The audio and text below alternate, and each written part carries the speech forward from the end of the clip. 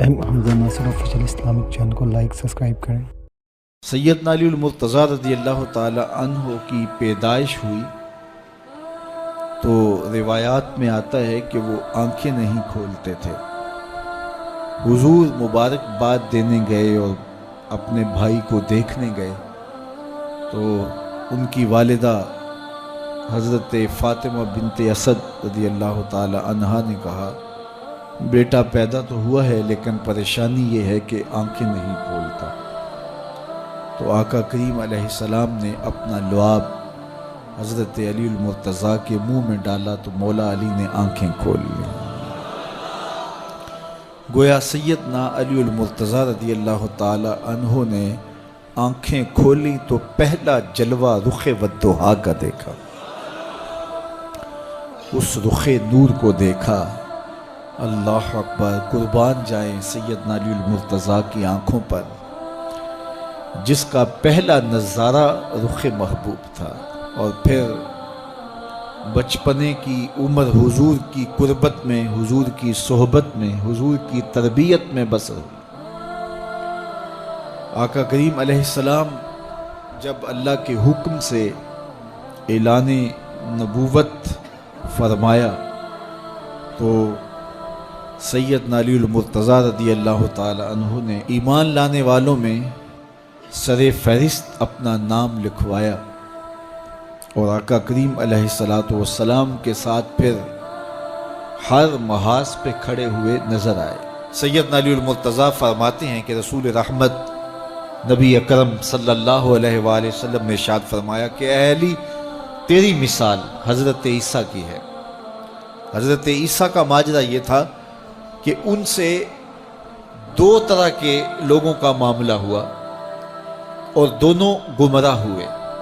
ایک وہ جنہوں نے حد سے زیادہ ان سے محبت کی اور اس قدر بڑھا چڑھا دیا کہ انہیں اللہ کا بیٹا قرار دے دیا، اور دوسرے یہودی تھے جو اس قدر بغض رکھا سیدنا عیسیٰ علیہ السلام سے کہ ان کے قتل کے درپے ہوئے، ان کی ماں پہ تہمت لگائی۔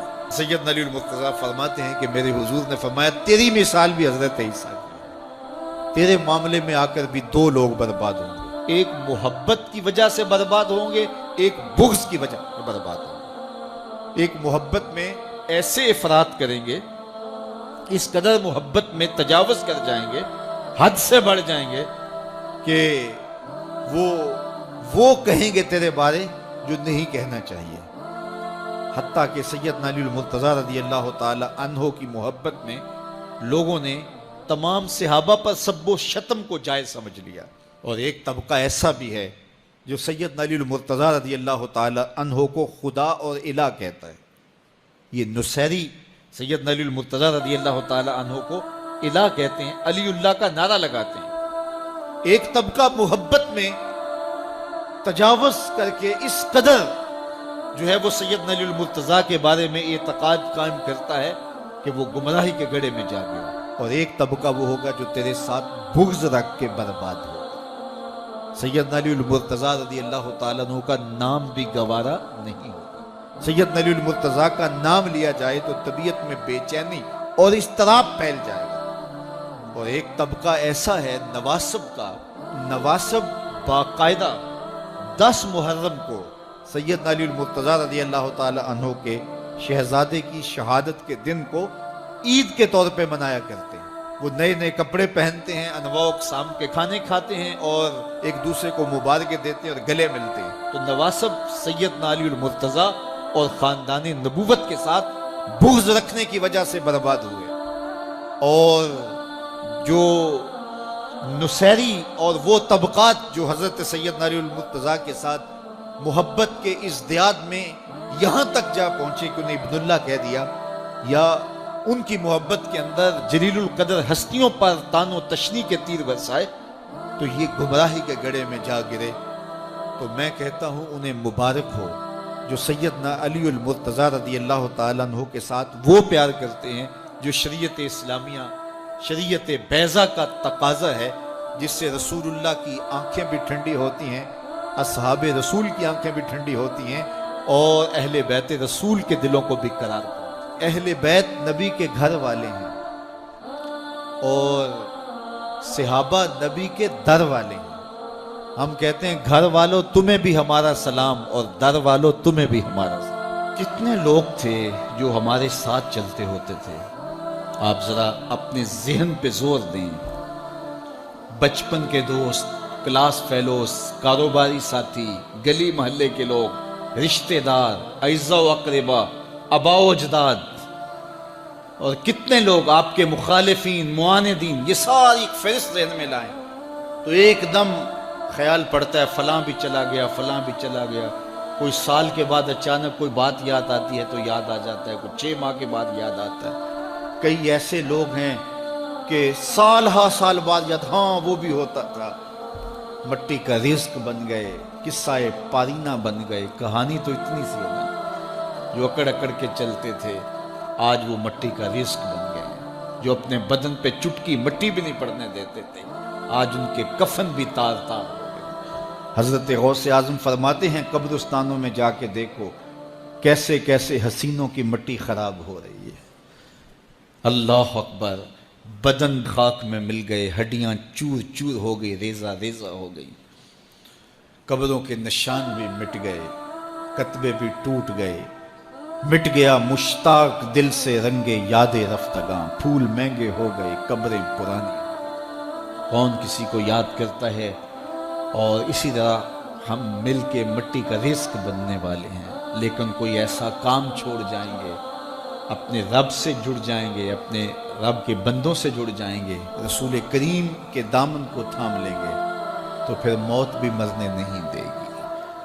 پھر سر خرو اور سر بلند ہوں گے، پھر عزتوں کے تاج سروں پہ رکھے جائیں گے، وقار کی مسند پہ بٹھائے جائیں گے۔ فقیر نام تنا دا باہو، قبر جنہ دی جیوے ہو۔ پھر قبروں پہ بھی چراغاں ہوگا جب ہم ان سے جڑ جائیں گے۔ تو یہ مختصر زندگی کی تمام تر لطافتوں کے حصول کے ساتھ گزرنی چاہیے۔ کتنے نوجوان ہیں جنہوں نے اپنی توبہ کو مؤخر کیا تھا بڑھاپے کے لیے، اور آج قبرستانوں میں دفن ہیں۔ آپ جا کے قبرستانوں میں دیکھیں، وہ سوچتے تھے کہ ابھی تو جوانی ہے، جوانی سے لطف اندوز ہو لیں، بڑھاپے میں توبہ کر لیں گے، لیکن بڑھاپا نہیں آیا، موت آ گئی۔ موت تو برحق ہے، یہ تو آ کے رہنی ہے، لیکن بڑھاپا لازمی نہیں ہے کہ ضروری آئے۔ حضرت امام غزالی نے ایک بڑی خوبصورت بات لکھی، فرماتے ہیں معاشرے میں نظر دوڑا کے دیکھو، زیادہ بچے ہیں، زیادہ جوان ہیں یا زیادہ بوڑھے ہیں؟ تو کہا آپ کو بچے زیادہ ملیں گے۔ ہر گھر میں دیکھ لیجئے، بچے زیادہ ہوں گے، جوان ان سے کم ہوں گے، بوڑھے ان سے کم ہوں گے۔ تو اگر بوڑھے تھوڑے ہیں، جوان زیادہ ہیں، تو غزالی فرماتے ہیں پھر بات سیدھی سیدھی ہے، بڑھاپے تک کوئی کوئی پہنچتا ہے، زیادہ جوانی میں چلے جاتے ہیں۔ اور کہا کہ اگر جوانوں سے بچے بھی زیادہ ہیں تو پھر اس کا مطلب بھی سیدھا سیدھا ہے کہ جوانی تک سارے نہیں پہنچتے، بہت بچپن میں چلے جاتے ہیں۔ غرہ کس پہ، ناز کس پہ، غرور کس پہ، تکبر کس پہ؟ تو یہ مختصر زندگی جو اللہ کی امانت ہے، اس کو اللہ کے نام پہ گزارا۔ جو بیت گئی وہ بیت گئی، وہ تو منہا ہو گئی زندگی سے۔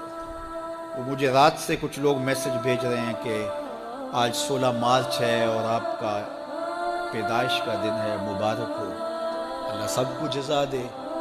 لیکن میں آج اپنی چھوٹی بیٹی کو بھی کہہ رہا تھا، وہ مجھے بولی کہ ابو آپ کو مبارک ہو۔ تو میں نے کہا کہ آپ ہاتھ اٹھا کے اللہ کی بارگاہ میں دعا کرو کہ اللہ آپ کے باپ کے 46 سال کے گناہ معاف کر دے۔ یہ تو زندگی گزر گئی ہے، 46 سال میرے ہاتھ سے نکل گئے ہیں، میں الٹا بھی لٹک جاؤں تو یہ میرے ہاتھ نہیں آ سکتے۔ اگر میں نے اچھے گزارے ہیں تو مجھے مبارک ہو اگر قبول ہو گئے ہیں، اور اگر اچھے نہیں گزرے تو مجھے توبہ کرنی چاہیے، زندگی کی کوتاہیوں سے توبہ کرنی چاہیے۔ ہم سمجھتے ہیں ہم بڑے ہو رہے ہیں، حقیقت میں ہم چھوٹے ہو رہے ہیں۔ ہم اپنی زندگی کے اہداف طے کریں، زندگی کے مقاصد طے کریں، ساری زندگی اس کے گرد سفر کرنی چاہیے۔ کئی لوگ ساری زندگی گزار دیتے ہیں، ان کو ساری زندگی راستے نہیں ملتا کہ جانا کدھر۔ وہ کیوں؟ وَأَضَلُّ السَّبِيلَ، اللہ فرماتا وہ بھٹکے ہوئے مسافر ہوتے ہیں۔ اللہ سے راستہ مانگو، آہستہ چلو لیکن منزل کا تعین کر کے بڑھو، بڑھتے رہو، منزل تمہارا استقبال کرے گی۔ آج مشکل ہے تو کل آسانیاں ہوں گی۔ تو یہ زندگی تیزی کے ساتھ کٹ رہی ہے، لمحہ لمحہ میں اور آپ موت کے قریب ہو رہے ہیں۔ قبل اس سے کہ وہ وقت آئے کوئی حجت باقی نہ رہے، مجھے اور آپ کو اپنی آخرت کی تیاری کی کوشش کرنی چاہیے۔